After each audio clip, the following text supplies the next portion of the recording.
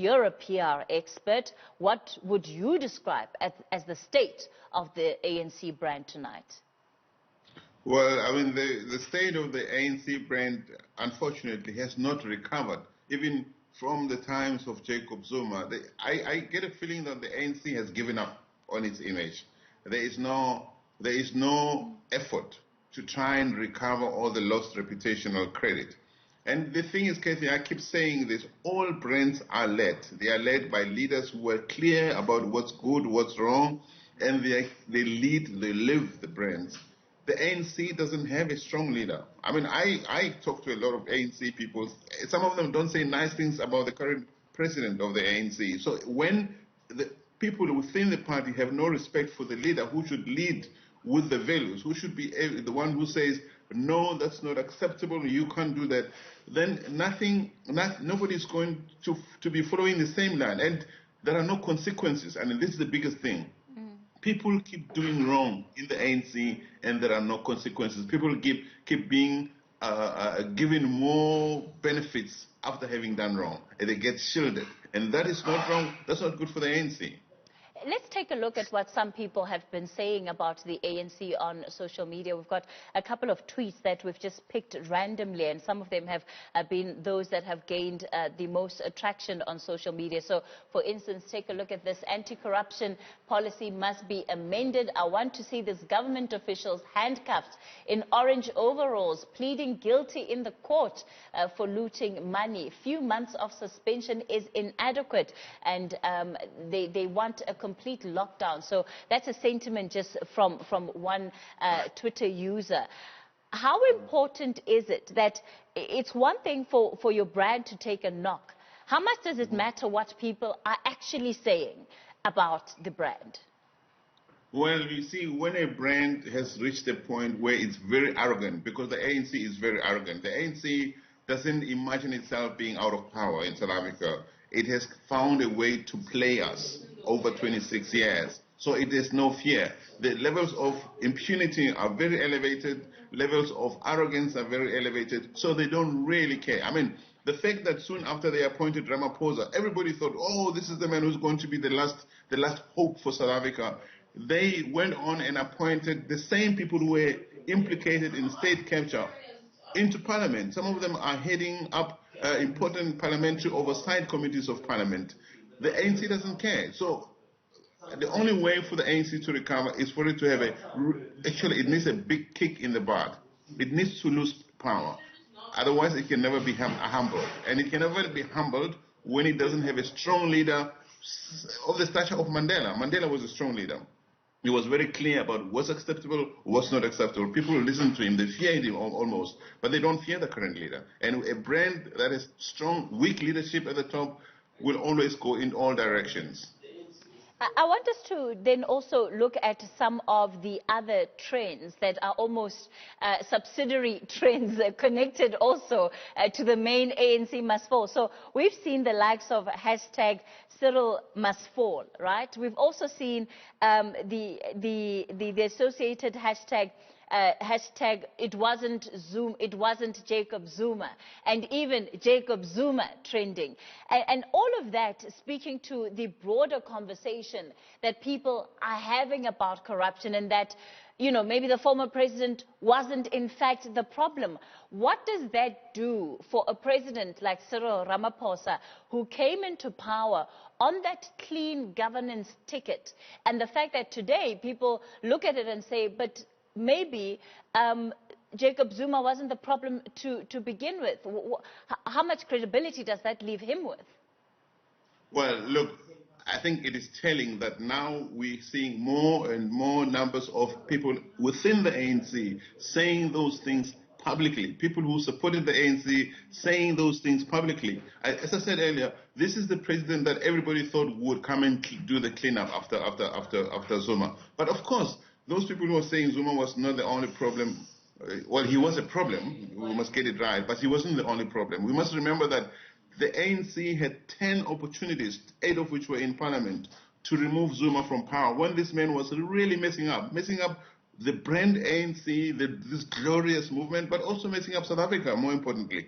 The ANC defended him. The ANC has this thing called the cadre deployment unit. I mean, we know that's a unit that decides who's going to occupy or what positions in government, in state-owned entities, etc.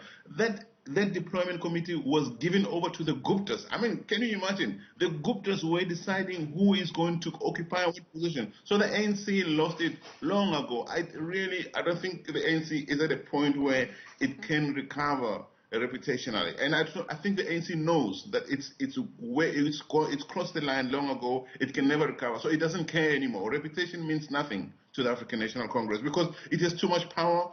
The levels of arrogance and impunity are very high. It keeps showing South Africa the middle finger. It does it all the time. Tshidi Setai, I want to bring you in here as a developmental communications expert. Your take on brand ANC, how would you describe the state that it's in? Look, Cathy, the ANC brand equity is no doubt hemorrhaging. You take in proper context of the brand post 1994. This is a brand that won the polls with overwhelming majority, actually just short of 2/3 majority in 1994. And it managed to do that because it encapsulated itself within the value system that South Africans could relate to. It was dependent on a cohort of leaders who were ethical, who were servant leaders, who were about empowering the masses of our people. And over the years, we've seen the performance of the brand dissipating over the past elections to the last local government elections, where it performed dismally, where it, for the first time since the democratic dispensation, it lost metros, the ANC. I mean, the last national election, the Gauteng province, which is the province in focus right now, they have barely won the Gauteng province, and they're even murmuring of vote rigging from the opposition parties. So that should tell you that the brand has lost its value, and at a very fast pace, and COVID-19 has just nailed the coffin. How can the party be changing its communication strategy? People today talk about the ANC, and it's almost as if the name ANC becomes synonymous with corruption. Are there things that are within the party's hands that they can do to be able to change that? Look, because the brand loyalty has been affected, it is up to the brand to show, not talk anymore, because it has made so many promises. For example, we've been promised forever in the Gauteng province that the e-tolls is going to be a thing of the past, but it is still with us. Regardless of the numerous promises that the brand ANC has made to us as the voting citizens of this province. So they need more action than talking that will convince the electorate when they go to the polls next year for local government elections. So it's good that we're seeing what the Premier is doing in terms of showing force, in terms of wanting to be seen to be stemming corruption. And to be honest, this is one Premier that has honestly also has really been the forefront of fighting corruption. But the citizens of this province are tired. They want to see action. They want to see corrupt officials, corrupt politicians in overalls. So it is going to be more action than talking that is going to have an effect or impact on the brand as we prepare ourselves to the local government elections. Solly, a big word that has been used here is one of loyalty, and we know that the South African voting public has been very loyal to the ANC. What does it take to actually get people who are loyal to brands to move away from them, because you know, your preference is just your preference sometimes, and you quite frankly aren't bothered with what the next door neighbor might be offering. Could be better deals, but if you're loyal to a certain brand, nothing can really change that. It's a very subjective position. Well, I mean, I used to be a caring member of the African National Congress, okay? I will not vote for the ANC again while it continues to do what it's doing. And I know many other people like this. We mustn't forget 2016. The fact that the people of South Africa were able to kick the ANC out of 3 important metros means that the people of South Africa are not as loyal or as foolishly loyal as we believe they are. People are able to stand up and say, you know what, enough is enough. And maybe that's why all this talk about the ANC and the EFF wanting to postpone next year's elections, because the ANC doesn't want to go through what it went through in 2016. I think we give too little credit to the people of South Africa. When they get to it and they're heart and fall with the ANC, I'm sorry for the language, they will give the ANC the kick that it deserves in the past. They did in 2016, they can do it again next year, and the ANC knows that. Tshidi, let me bring you in here to have the final word. What will it take, and what does it take to repair a brand that is in such tatters?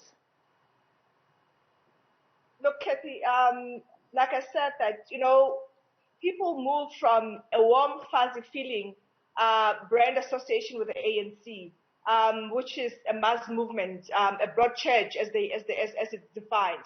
Now we're at a point where people are discouraged. People are wondering whether is this the end of it. You know, I was listening to Melusi Kekana at Babu Mlange's funeral. He made a clarion call and a call to the president direct to say that if there's a gift that you can give to Ubaba Mlangeni in honoring his legacy, is to make the integrity committee to be a committee that reports to ANC conference, not to the NEC, so that it can have truth to bite and have decision-making powers, so that they can be able to bring perpetrators of corruption to book, and that can do a lot of work in trying to get the electorate to sit up and listen and watch ANC really taking action. For now, it's about action, action, action. President Thabo Mbeki spoke about the possibility of a mediatory type situation where they can have a consultative conference that will be led by the veterans to go throughout the country in the branches of the ANC to try to solicit a mandate that says, what do we do now? Because they cannot trust the current cohort of the ANC led by the SG, because he has been over time talking in folk tongues. I mean, corruption is at the heart of the problem of the ANC, and the SG is the chief in charge of Luthuli House. You cannot, when a decision has been taken, you go out to a province and you go and reinstate the alleged perpetrators of corruption in BBS and reinstate them against the wishes of the province, just because you have the power as the SG and overreaching in a sense, because ANC is a consultative party where no unilateral decisions are taken. So for them to be able to come back and then really rein themselves in is to be seen to be taking action against the perpetrators of corruption.